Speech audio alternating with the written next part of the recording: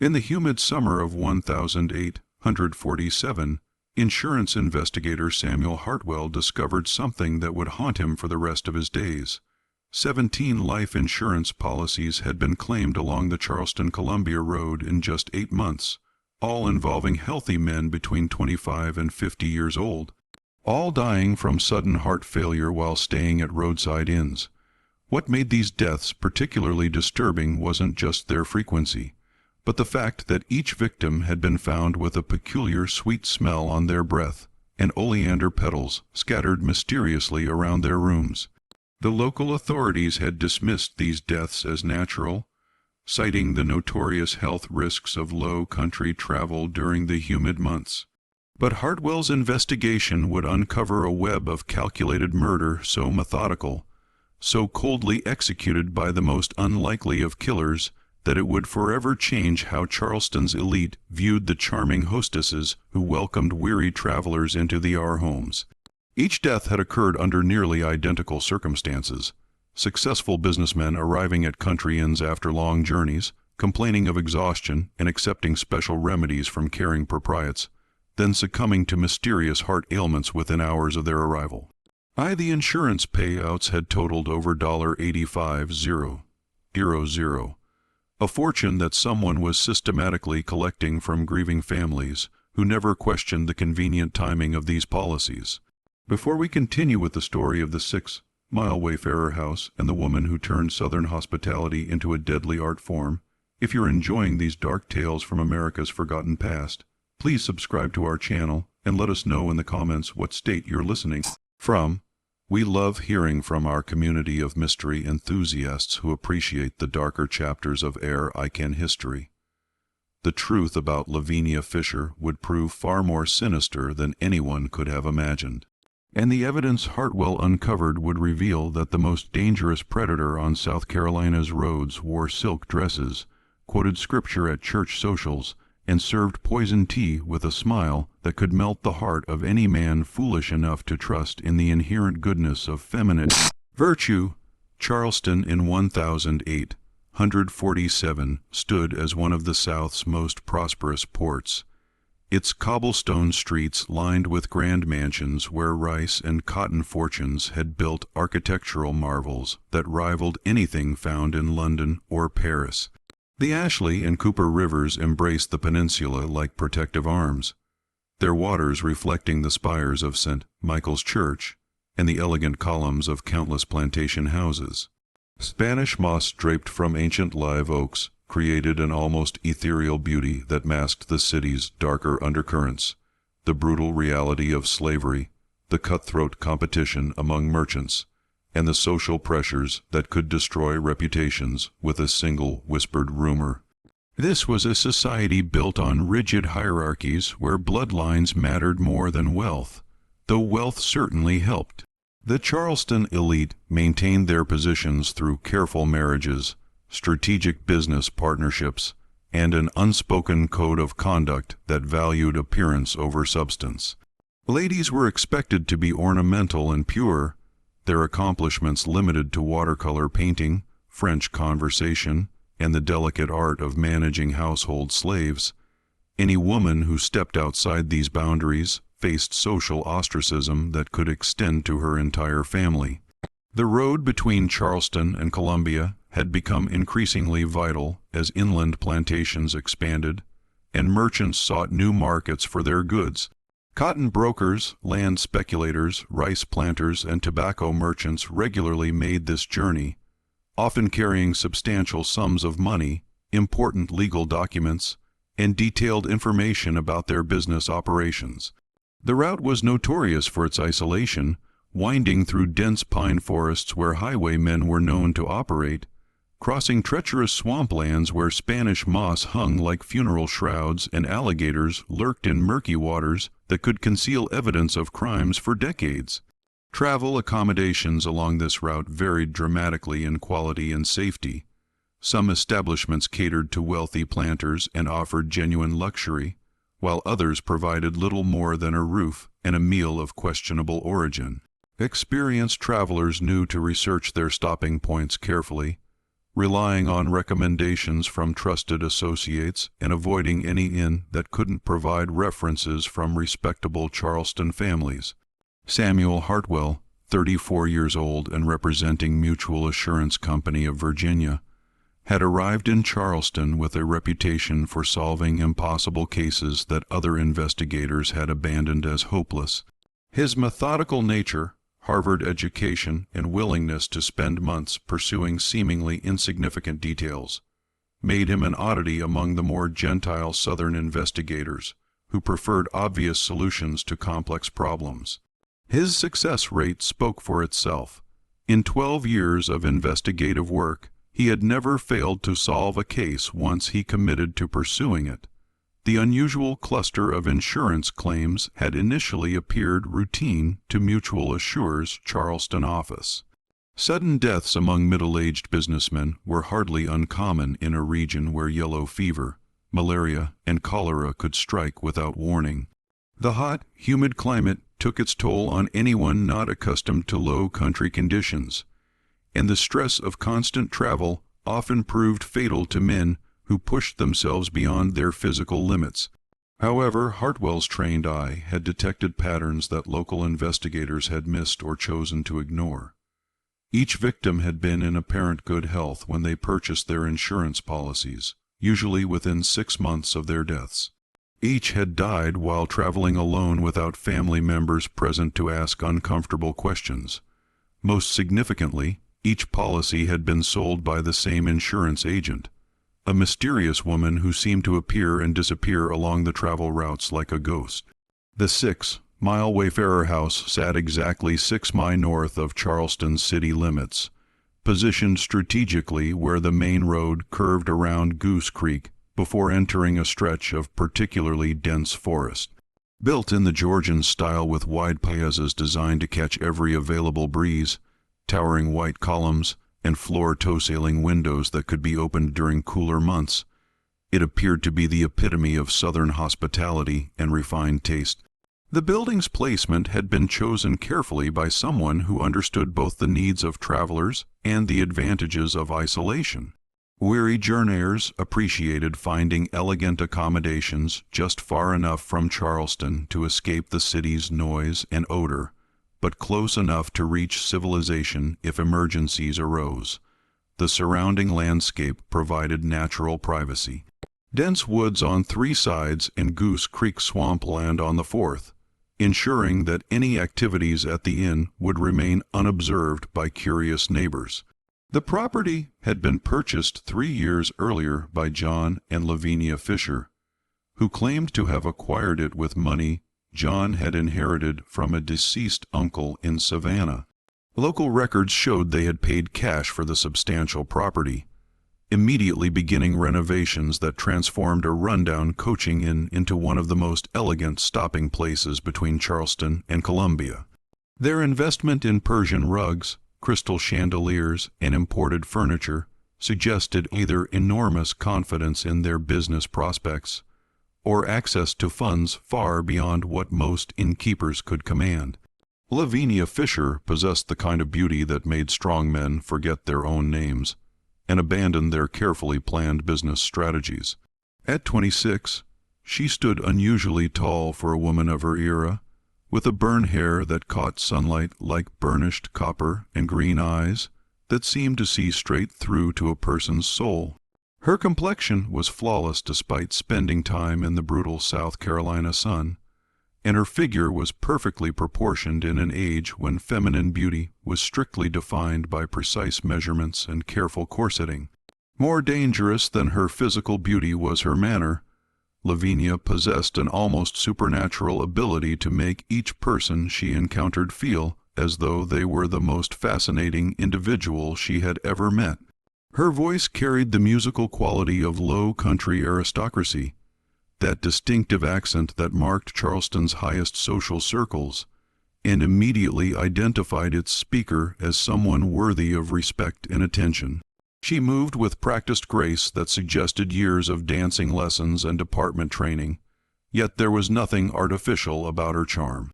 Those who met her invariably commented on her extraordinary intelligence and her gift for remembering personal details, that most people would forget within minutes. She could recall a man's children's names months after a brief conversation, inquire about specific business ventures with genuine apparent interest, and offer sympathy for family difficulties that had been mentioned only in passing. This attention to detail made her guests feel valued and appreciated in ways their own families often failed to achieve. John Fisher, by contrast, was unremarkable in almost every way, a fact that made their partnership all the more effective. Short and stocky with thinning brown hair and forgettable features, he possessed the kind of invisibility that allowed him to move through the world unnoticed and unremembered. Her neighbors described him as quiet, hard, working, and devoted to his beautiful wife with an intensity that bordered on worship. While Lavinia charmed guests and managed the social functions, John handled practical matters with methodical efficiency. He maintained the grounds with obsessive care, ensuring that every flower bed was perfectly maintained and every building surface was spotlessly clean. His carpentry skills were exceptional, and he was always willing to help neighbors with difficult repairs or construction projects. The local community viewed him as a valuable asset, reliable, skilled, and completely trustworthy. The first death that caught Hartwell's attention had occurred on February 14th, 1847, Valentine's Day, though the irony would only become apparent months later, when the full scope of the Fishers' crimes was revealed. Cotton merchant Theodore Grayson had arrived at the Six-Mile Wayfairer House late in the afternoon, his carriage loaded with samples and contracts from his successful Charleston negotiations. At 48 years old, Grayson was known throughout the region as a shrewd businessman who had built a fortune by understanding both the technical aspects of cotton production and the psychological weaknesses of his competitors. According to the detailed report filed by local magistrate Cornelius Wetherb, a document that Hartwell would study line by line in the months that followed, Grayson had appeared tired but otherwise healthy when he arrived at the inn. The day had been unusually warm for February, with temperatures reaching nearly 70 degrees, and Grayson had complained of fatigue from his journey and the oppressive humidity that seemed to sap energy from even the most experienced travelers. Lavinia had greeted him personally at the front entrance, a practice that distinguished her establishment from more mundane inns where guests were met by servants or stable boys. She had immediately noticed his exhaustion and insisted on preparing a special restorative tea that she claimed had been renowned throughout the Charleston area for its miraculous healing properties. The recipe, she explained, had been passed down through generations of her family and contained flowers from her own carefully tended garden. The other guests present that evening, a rice planter named Harrison Calhoun and a tobacco inspector from North Carolina named Wesley Dry, would later provide testimony that painted a vivid picture of Grayson's final hours. Both men described how Lavinia had treated the cotton merchant with extraordinary attention, personally ensuring that his every comfort was attended to while maintaining engaging conversation that seemed to revitalize his spirits despite his physical exhaustion. The tea itself had been served in one of Lavinia's finest china cups, decorated with delicate pink roses that perfectly complemented the beverage's unusual color. Grayson had praised its distinctive flavor immediately, mentioning notes of honey and something floral that he couldn't quite identify, but found incredibly pleasant. The warmth and sweetness seemed to restore his energy, and for nearly an hour he regaled his fellow guests with stories of his business adventures and plans for expanding his operations into Georgia. The transformation in Grayson's condition began gradually, so subtly that none of the witnesses initially recognized it as anything more serious than renewed fatigue. He began speaking more slowly, pausing occasionally as if searching for words that had momentarily escaped him. His complexion, which had been flushed from the warm weather, began to take on a grayish pallor that Lavinia attributed to the natural effects of relaxation after a stressful journey. By 9:00, Grayson was complaining of chest pains and difficulty breathing. Lavinia immediately took charge of the situation, directing John to fetch Dr. Petton from Charleston while she personally attended to their suffering guest. She helped him to his room, ensuring that he was comfortable and had everything he might need while they waited for medical assistance to arrive. Dr. Reginald Petton, Charleston's most respected physician, despite his 73 years, arrived near midnight to find Grayson in severe distress. The patient's pupils were severely dilated. His breathing was labored and irregular, and there was a distinctive almond-like smell that seemed to cling to his clothes and permeate the entire room. Dr. Petton's examination revealed an irregular heartbeat and signs of severe poisoning. Though he was unable to identify the specific substance responsible, despite the doctor's efforts, Theodore Grayson died at approximately 2:00 in the morning on February 15th. His body was found in a state that struck Dr.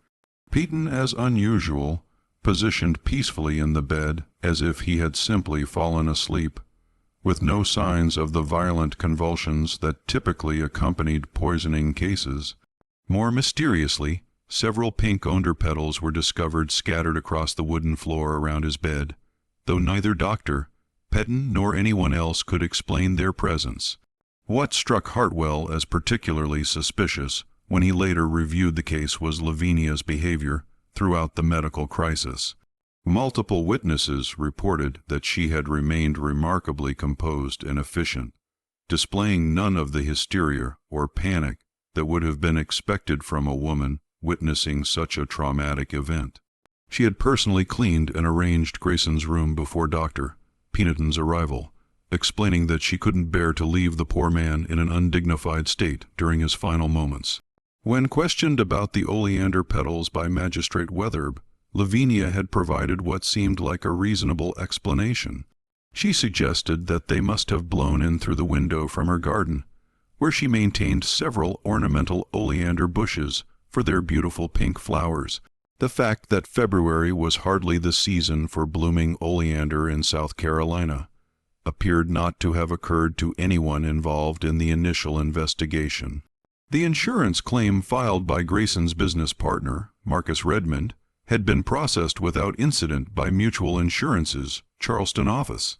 The company paid out the substantial sum of $5,000, nearly 10 years' wages for most working men, noting in their files that Grayson had been in apparent good health when he purchased the policy just 4 months earlier.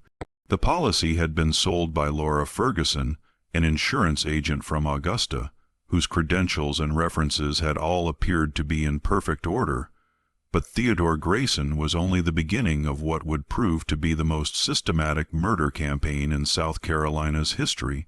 As the spring of 1847 warmed the low country and brought the familiar cycles of planting and commerce back to full activity, the deaths continued with a disturbing regularity that should have aroused suspicion among local authorities. However, the scattered nature of the incidents across multiple jurisdictions, combined with the apparent respectability of those involved, allowed the pattern to remain hidden from everyone except the most careful observers. In March, tobacco inspector William Claiborne died under nearly identical circumstances at the 6-Mile Wayfairer House. Claiborne, a respected official from the North Carolina Tobacco Commission, had been traveling to Charleston to investigate reports of quality irregularities in shipments bound for European markets. His sudden death was attributed to the stress of his investigation, combined with his unfamiliarity with South Carolina's climate, though several details of his final evening troubled the attending physician. Like Grayson before him, Claiborne had arrived at the inn complaining of travel fatigue and had been personally attended by Lavinia, who prepared her special restorative tea with the same caring attention she had shown the previous victim. The other guests present that evening later recalled how the tobacco inspector had praised the beverage's unique flavor and seemed to revive considerably after drinking it. However, within 2 hours, he was experiencing severe chest pains and difficulty breathing that progressed rapidly to complete cardiac failure. Dr. Petton, summoned once again from Charleston, found Claiborne's body in the same peaceful position that had characterized Grayson's death, with the same distinctive almond-like odor and the same mysterious scattering of pink oleander petals around the room. The physician's growing concerns about these similarities were offset by his recognition that coincidences, however unlikely, did occasionally occur in medical practice. April brought the death of land surveyor Edgar Beaumont, whose work mapping plantation boundaries for wealthy Charleston families had made him one of the most trusted professionals in his field.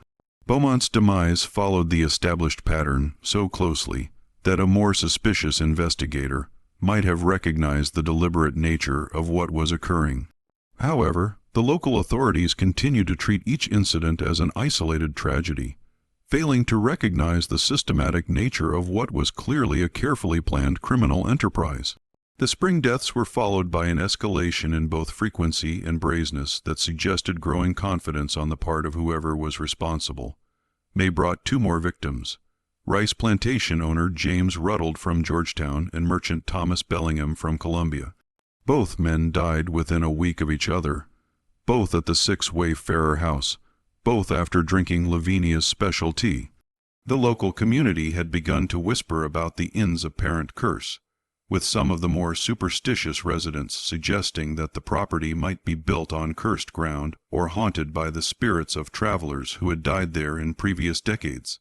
However, these concerns were tempered by genuine affection for the Fisher family, who had become increasingly prominent in local social and religious circles.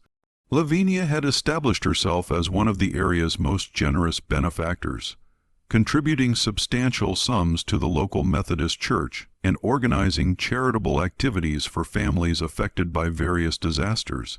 Her sewing circles had become social events that the area's most respectable ladies eagerly attended, and her knowledge of literature, music, and current events made her a sought-after conversationalist at dinner parties and social gatherings. Her charitable work extended beyond mere financial contributions. During the devastating hurricane of 1846, Lavinia had personally nursed several neighbors through injuries and illness, working tirelessly to provide food, clothing, and medical care to families who had lost everything. When yellow fever struck the area the previous summer, she had volunteered to care for victims despite the obvious personal risk, earning the grateful devotion of families whose loved ones had survived due to her attentive nursing. John Fisher had earned similar respect within the community through his practical skills and reliability. He maintained not only his own property with meticulous care, but also volunteered countless hours helping neighbors with difficult construction and repair projects.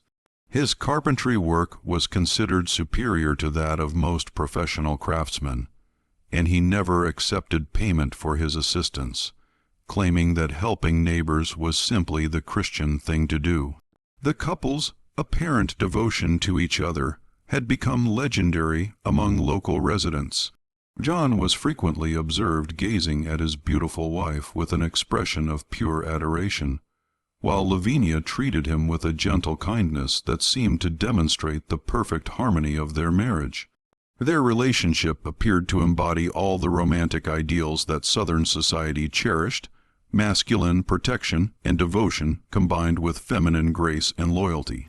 It was during this period of growing local affection for the Fishers that Samuel Hartwell first encountered evidence that would eventually lead to their exposure. His investigation had led him to review insurance records across 3 states, searching for patterns that might explain the unusual cluster of claims along the Charleston-Columbia corridor. What he discovered was both ingenious and terrifying in its systematic execution. Several of the deceased men had purchased their life insurance policies from the same agent, a charming woman who traveled between Charleston, Savannah, and Columbia, selling substantial coverage to successful businessmen she encountered during her travels.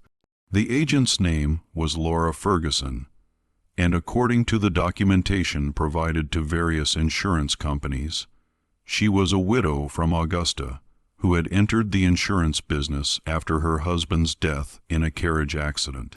Laura Ferguson's sales record was extraordinary by any standard. In less than 2 years of operation, she had sold policies worth over $200,000 in total coverage, a remarkable achievement that should have made her one of the most celebrated agents in the southeastern insurance industry. Her success rate with potential clients was nearly perfect, suggesting an almost supernatural ability to convince men to purchase substantial policies, often during chance encounters at inns and taverns along major travel routes. What made Ferguson's success even more remarkable was her apparent ability to assess potential clients' financial situations with uncanny accuracy. Her policy recommendations were always precisely calibrated to each man's ability to pay premiums while maximizing the potential payout to beneficiaries. She seemed to possess detailed knowledge of her clients' business operations, family situations, and travel patterns that would have required extensive investigation to obtain. Hartwell's suspicions deepened when he obtained physical descriptions of Laura Ferguson from several clients who were still alive. The woman was consistently described as exceptionally beautiful, with auburn hair and green eyes, unusually tall for a lady, and possessing a voice like music itself. Her manner was universally praised as charming, intelligent, and genuinely caring, with an extraordinary memory for personal details that made each client feel uniquely valued and understood. The description was identical in every significant detail to the accounts he had heard of Lavinia Fisher from guests at the Six-Mile Wayfairer House. Hartwell's investigation took on new urgency in early June when he learned of 3 more deaths within a single week, all following the established pattern with a precision that made coincidence impossible to believe.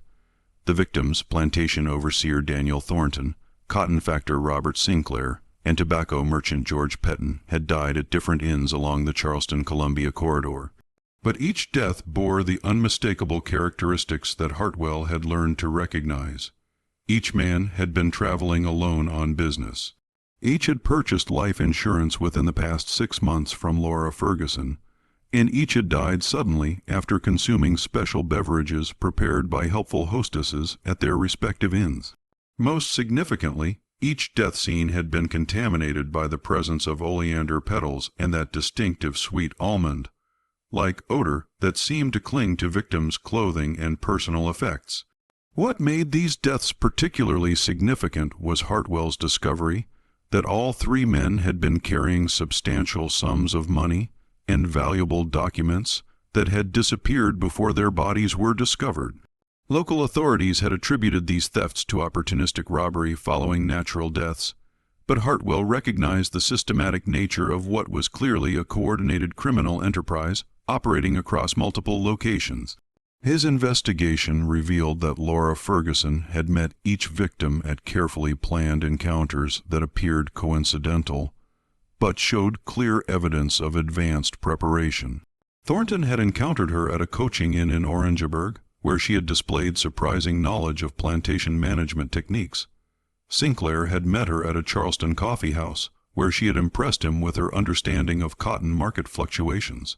Petton had been approached by her at a tavern in Columbia, where she had demonstrated familiarity with tobacco processing methods that few women would possess. In each case, the beautiful insurance agent had impressed her targets with knowledge of their specific business affairs and sincere concern for their family's financial security. She had convinced them that increased life insurance coverage was essential for responsible men who faced the dangers of constant travel in an era when accidents, disease, and violent crime could strike without warning. Hartwell decided that his only chance of exposing the truth would require direct confrontation with the criminal enterprise.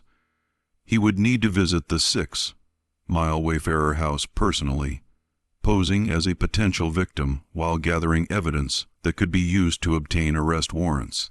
The plan was extremely dangerous. If his suspicions were correct, he would be placing himself in mortal peril by accepting hospitality from people who had already murdered at least 8 men. He spent several days carefully constructing his cover identity as cotton broker Samuel Henderson from Richmond, Virginia, seeking to establish business connections with South Carolina planters. His fictional background included details about family circumstances, financial status, and recent insurance purchases that would make him an attractive target for anyone seeking wealthy victims to rob and murder. Hartwell arrived at the Six-Mile Wayfairer House on a humid Thursday afternoon in late June, having carefully studied the documented arrival times of previous victims to ensure that his behavior matched their patterns. Like them, he planned to complain of travel fatigue and accept any hospitality offered by his hosts while secretly documenting evidence that could expose their crimes. The inn was even more impressive in person than he had imagined from witness descriptions. The building's white columns gleamed in the afternoon sunlight, while carefully maintained gardens displayed an array of flowering plants that filled the air with competing fragrances. The overall effect was one of elegant prosperity that seemed inconsistent with the modest income that a roadside inn should generate. Lavinia Fisher greeted him personally at the front entrance, and Hartwell immediately understood how she had managed to deceive so many intelligent and experienced men. Her beauty was genuinely breathtaking, but it was her manner that proved truly dangerous. Within the first few minutes of their conversation, she possessed an almost supernatural ability to make him feel as though he were the most fascinating person she had ever encountered. Her questions appeared casual and naturally curious, but Hartwell recognized the methodical way she gathered information about his supposed business operations, family background, travel plans, and financial circumstances. She displayed knowledge of cotton markets that would have impressed professional brokers, combined with feminine charm that made her inquiries seem like genuine personal interest rather than calculated intelligence gathering. "You seem like a man who takes care of his responsibilities, Mr. Henderson," she said, her green eyes holding his with unsettling intensity. "I imagine you've made proper arrangements for your family's security should anything happen during your travels." When he mentioned having recently increased his life insurance coverage through an agent he had met in Richmond, her smile became even more radiant. The expression in her eyes suggested satisfaction, as if he had just confirmed something she had hoped to discover. She insisted on preparing a special welcome refreshment, explaining that her grandmother's recipe had been renowned throughout the Charleston area for its restorative properties after long journeys. "I use flowers from my own garden," she said, gesturing toward the carefully tended beds visible through the parlor windows. "There's something about homegrown ingredients that makes all the difference. So many of our guests have told me that my specialty is quite unlike anything they've ever experienced." The casual mention of previous guests who had praised her tea sent chills down Hartwell's spine, as he realized she was probably referring to men who were now dead and buried in unmarked graves. As Lavinia busied herself in the kitchen preparing his refreshment, Hartwell took the opportunity to explore the inn's public spaces with the trained eye of a professional investigator. Every detail he observed confirmed his growing suspicions about the true nature of the Fizer's operation and the source of their obvious prosperity. The building was furnished with pieces that suggested wealth far exceeding what any legitimate roadside inn could generate. Persian rugs covered polished hardwood floors that showed signs of recent and expensive renovation.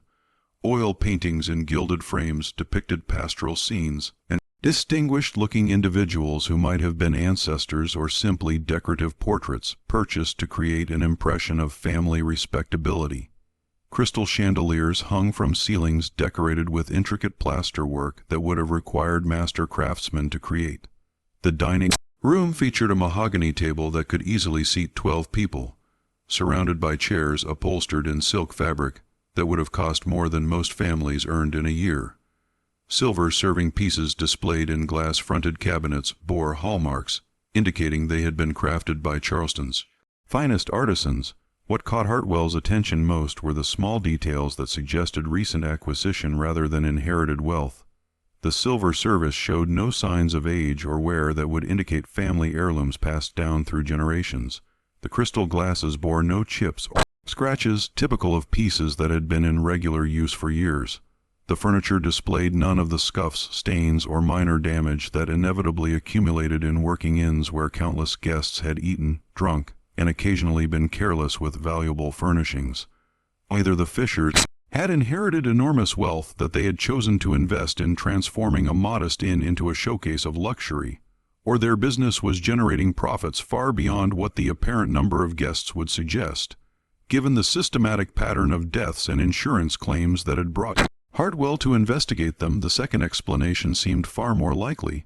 John Fisher emerged from what appeared to be a back office, carrying ledgers and correspondence that he quickly gathered when he noticed Hartwell's presence in the parlor. The man's nervous energy seemed completely at odds with his earlier composed demeanor when greeting their new guest, and Hartwell observed how his hands trembled slightly as he organized the papers he was carrying. Business correspondence, John explained with a forced smile that failed to reach his eyes. We maintain connections with several merchants in Columbia and Charleston for supplies and recommendations. Always important to keep proper records of our transactions and relationships. The explanation sounded rehearsed, as if John had prepared responses for anyone who might question his activities or the documents he carried. Hartwell also noted that the man seemed far more intelligent and calculating than his earlier humble demeanor had suggested, displaying the sharp awareness of someone accustomed to deception and constant vigilance.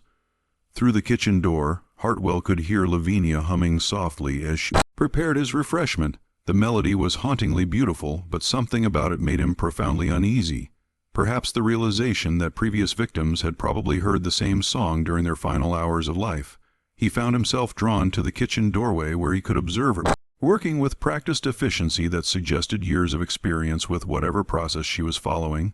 She moved between different containers and jars with the precision of someone following a familiar recipe that had been refined through multiple repetitions. What disturbed him most was her expression, which was completely different from the warm charm she had displayed just moments earlier. Her face showed intense concentration, almost clinical in its focus, as she measured various substances into his cup with the care of an apothecary preparing a precise medicinal dose. Transformation was so complete that she seemed like an entirely different person, cold, calculating, and utterly without emotion, as she prepared what Hartwell suspected might be his death warrant. When she noticed him watching through the doorway, her demeanor shifted instantly back to that of welcoming hostess, but the brief glimpse of her true nature had been terrifying in its implications. Almost ready, she called out sweetly, her voice once again carrying that musical quality that made her seem like the perfect embodiment of Southern feminine virtue. "I do hope you'll enjoy it.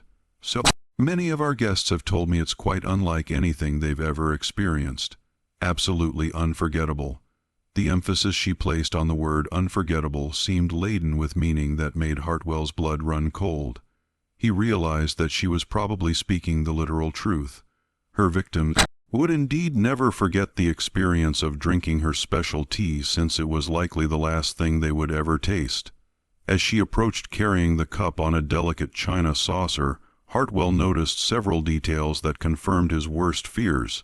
The tea possessed an unusual pink color that seemed inconsistent with any normal beverage, and it gave off an aroma that was intensely sweet and floral, with underlying notes that seemed almost narcotic in their strength. Most ominously, he could see what appeared to be tiny fragments of plant material floating in the liquid, fragments that looked remarkably similar to the oleander petals that had been found at every death scene. Just when we thought we'd seen it all, the horror in Charleston intensifies. If this story is giving you chills, share this video with a friend who loves dark mysteries. Hit that like button to support our content, and don't forget to subscribe to never miss stories like this. Let's discover together what happens next in this tale of deadly Southern hospitality that transformed one of America's most cherished traditions into an instrument of systematic murder. Hartwell accepted the cup with hand that he struggled to keep steady, knowing that his next decision would determine whether he lived to expose the truth or became another casualty of the most sophisticated murder enterprise in American criminal history. The tea possessed an extraordinary aroma that seemed to assault his senses with overwhelming intensity, sweet and floral with underlying notes that made his head feel light just from breathing the vapors rising from the cup. As Hartwell raised the delicate china to his lips, acutely aware that Lavinia was watching him with an expression of eager anticipation that seemed completely inappropriate for someone simply offering refreshment to a weary traveler, He understood with crystalline clarity that he was looking into the eyes of a predator who had perfected murder as an art form. The realization struck him that everything about Lavinia Fisher, her beauty, her charm, her apparent devotion to Christian charity, her reputation as the perfect Southern hostess, was nothing more than an elaborate performance designed to lure victims into trusting her completely. She had weaponized every aspect of feminine virtue that Southern society held sacred, transforming hospitality, kindness, and nurturing care into instruments of systematic destruction. Instead of drinking the tea, Hartwell pretended to stumble slightly as he lifted the cup, deliberately spilling the contents across the expensive Persian rug, while apologizing profusely for his clumsiness and obvious exhaustion from travel. The liquid spread across the intricate patterns of the carpet, filling the room with that intensely sweet aroma, while revealing details that confirmed every suspicion he had developed during months of investigation. Lavinia's reaction was immediate and utterly revealing. For just an instant, a flash of pure rage crossed her beautiful features, an expression so filled with murderous fury that Hartwell felt his blood freeze in his veins. The mask of Southern feminine gentility slipped completely, revealing something inhuman in its cold calculation. Then, with visible effort, she composed herself and managed to recreate her charming smile, though her green eyes continued to blaze with barely controlled anger. "How unfortunate," she said, her voice maintaining its musical quality despite the obvious struggle to control her emotions. "I'm so sorry that you've missed the opportunity to experience Grandmother's special recipe. Perhaps you're more tired than you realize from your journey. I'll prepare another cup immediately. It really is essential that you have the full benefit of the restorative properties.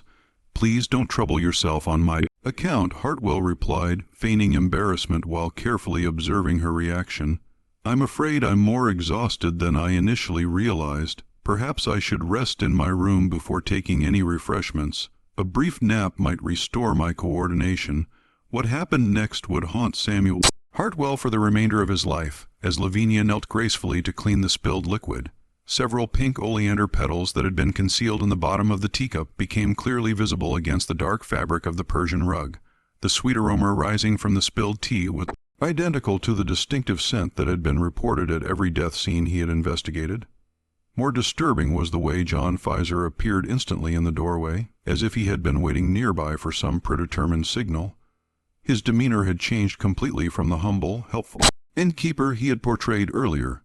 Now he stood with the alert posture of someone prepared for violence, his eyes moving between Hartwell and his wife with the coordination of partners who had obviously worked together in similar situations many times before. "Is everything all right, my dear?" John asked, though his tone suggested that he already knew the answer and was preparing to take whatever action might be necessary to resolve the situation. "Our guest is simply tired from his travels," Lavinia replied smoothly, though Hartwell noticed that she was now positioning herself between him and the room's only exit. "I think he might benefit from immediate rest rather than waiting until later this evening."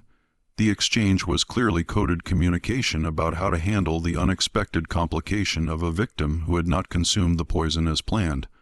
Hartwell realized that his survival now depended on maintaining his cover story, while finding some way to escape from the inn without arousing further suspicion about his true identity and purpose.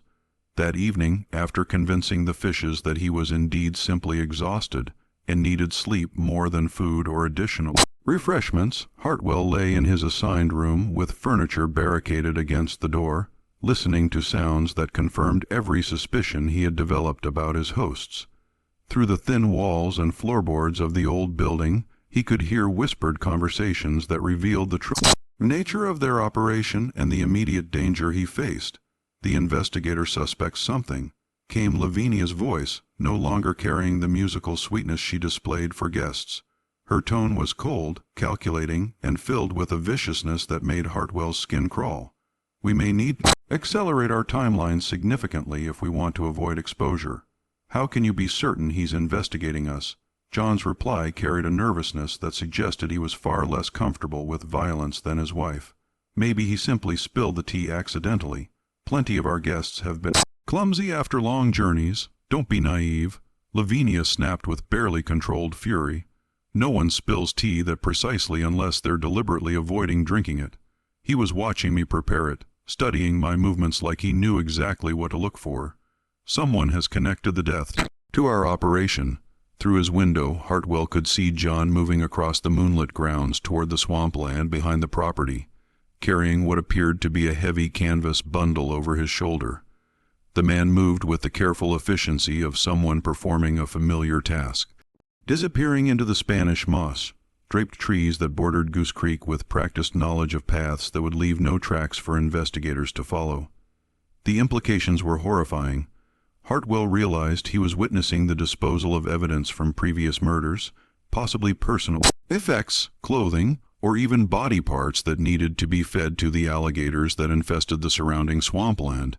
The systematic nature of their operation was becoming clear. They had developed a perfect method for eliminating victims and disposing of evidence that left no traces for law enforcement to discover.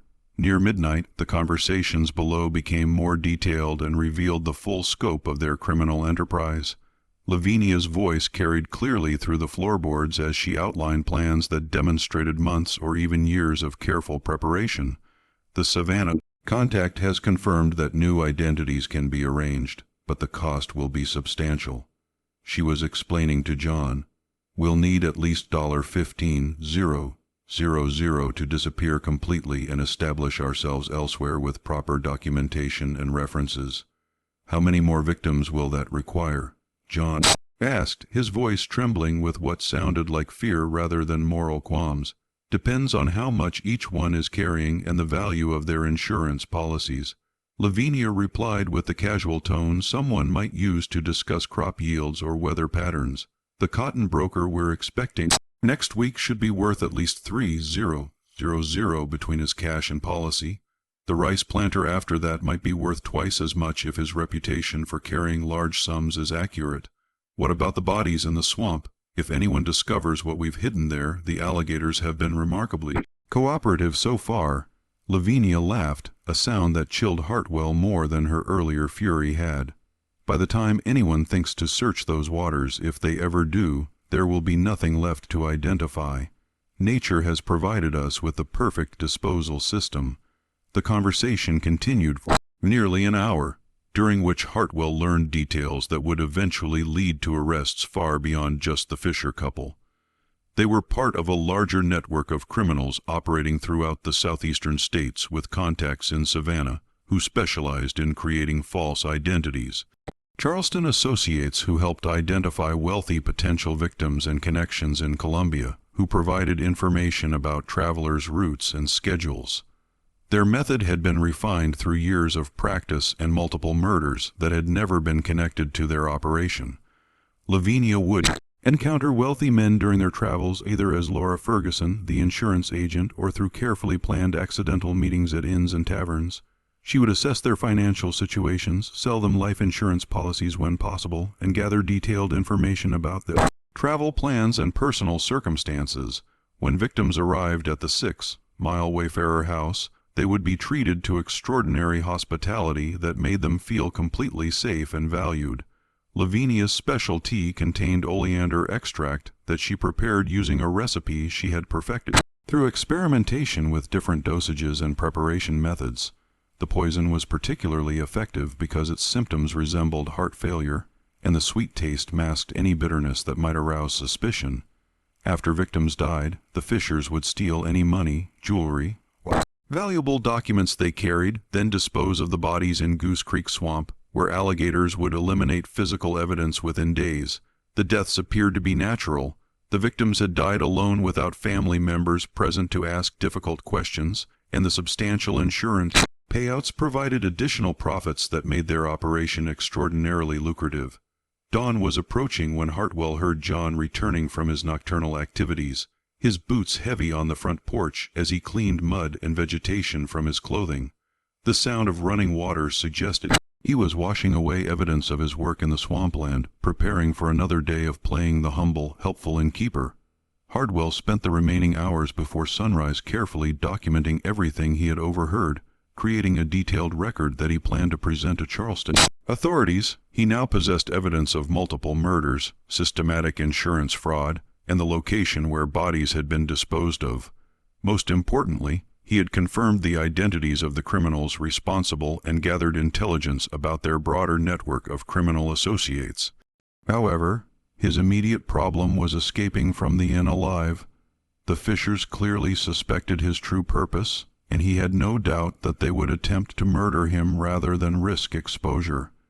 His only advantage was that they probably preferred to maintain their established method rather than risk the complications that would arise from a victim who disappeared without consuming their poison.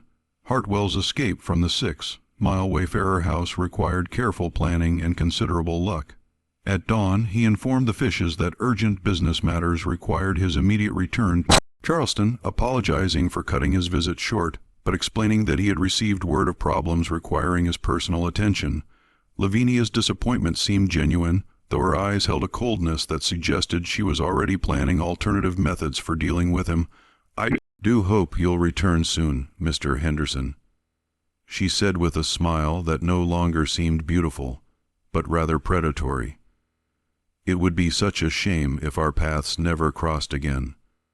I'm certain we'll meet again under more favorable circumstances," Hartwell replied, though he was determined to ensure that their next encounter would be in a Charleston courtroom. The arrest of John and Lavinia Fisher on July 3, 1047, sent shock waves throughout Charleston society that reverberated across the entire Southeast. Hartwell's evidence, combined with a comprehensive search of the Six-Mile Wayfairer House and the surrounding swampland, revealed the full extent of their crimes and confirmed the systematic nature of their murder enterprise. Hidden in a secret compartment beneath the kitchen floor, authorities discovered detailed records that documented 23 separate murders spanning nearly 3 years of operation. The ledgers contained information about each victim's financial status, travel plans, insurance coverage, and the methods used to kill them.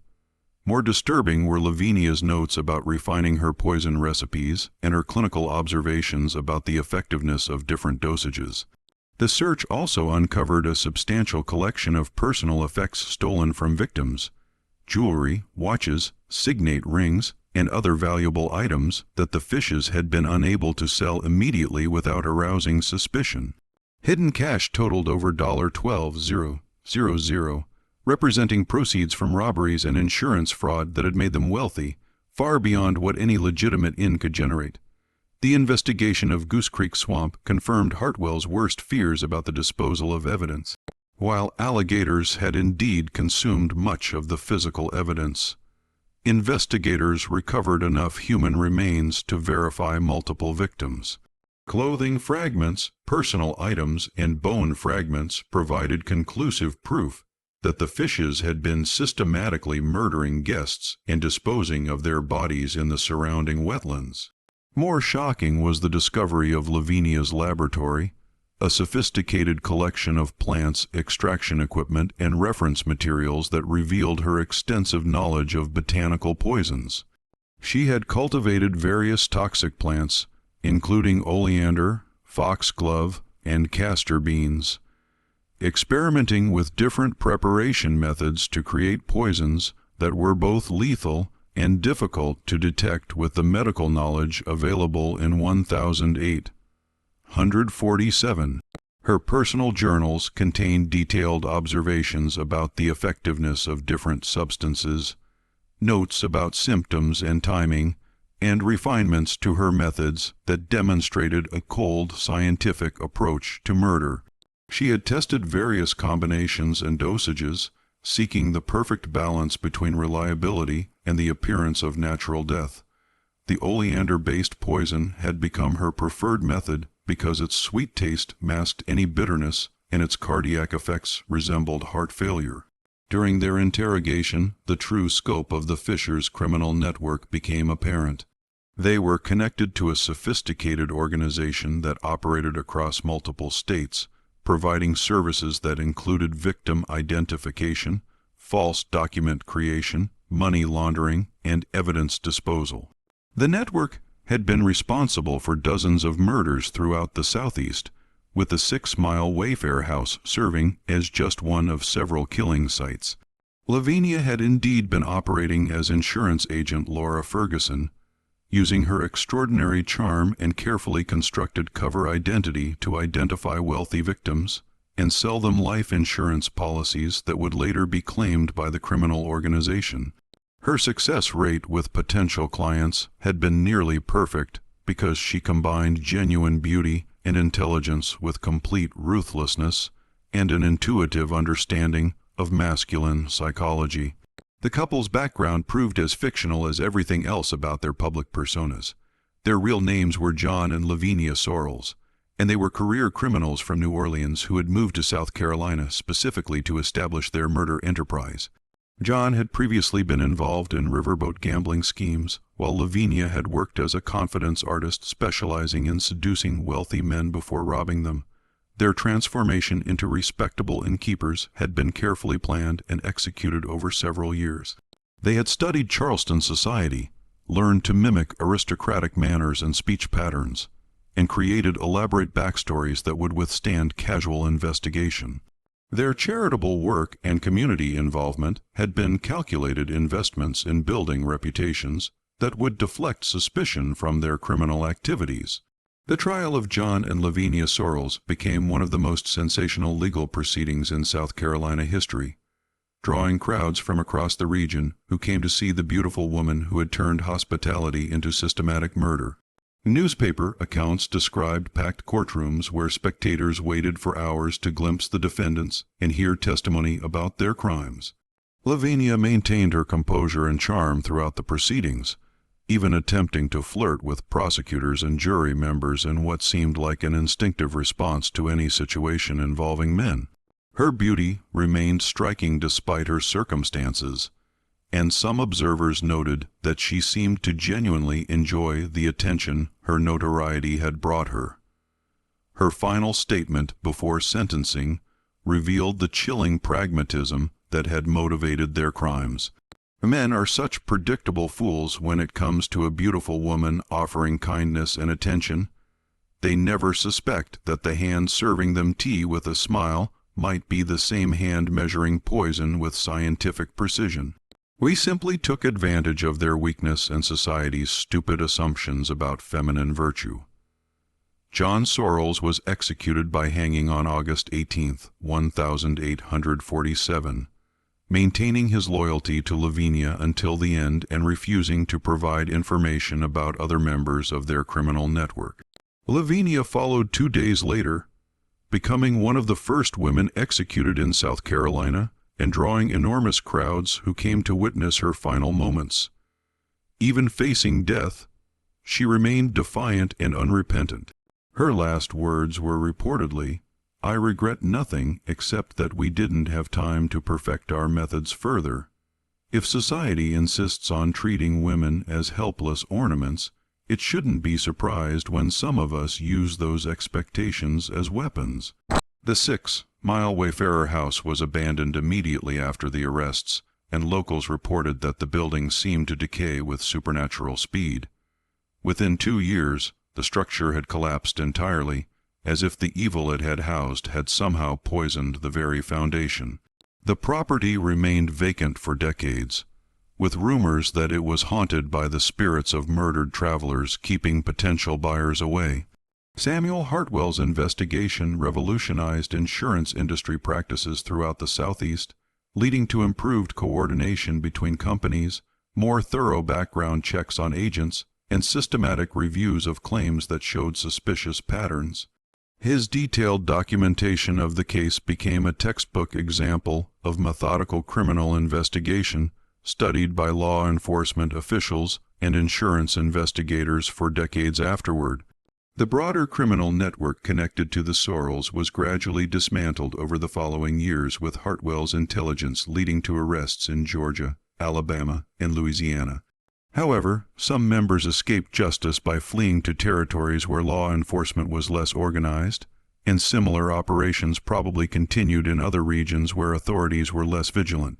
The case established new legal precedents for prosecuting organized criminal enterprises, and demonstrated the need for better communication between jurisdictions when investigating crimes that crossed state boundaries.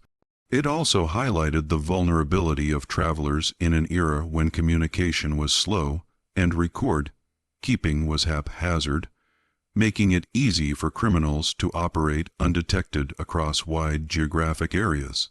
Years later, when Hartwell reflected on his investigation, he was struck by how close he had come to becoming another victim of the Sorrells operation. If he had consumed Lavinia's poisoned tea, his death would probably have been attributed to natural causes like all the others, and their murder enterprise might have continued for years longer. The case of Lavinia Sorrells remains one of the most chilling examples of how criminal minds can exploit society's most cherished values and assumptions. Her ability to weaponize feminine charm, religious piety, and Southern hospitality created a perfect cover for systematic murder that claimed at least 23 lives and might have continued indefinitely if not for one investigator's refusal to accept convenient explanations for suspicious deaths.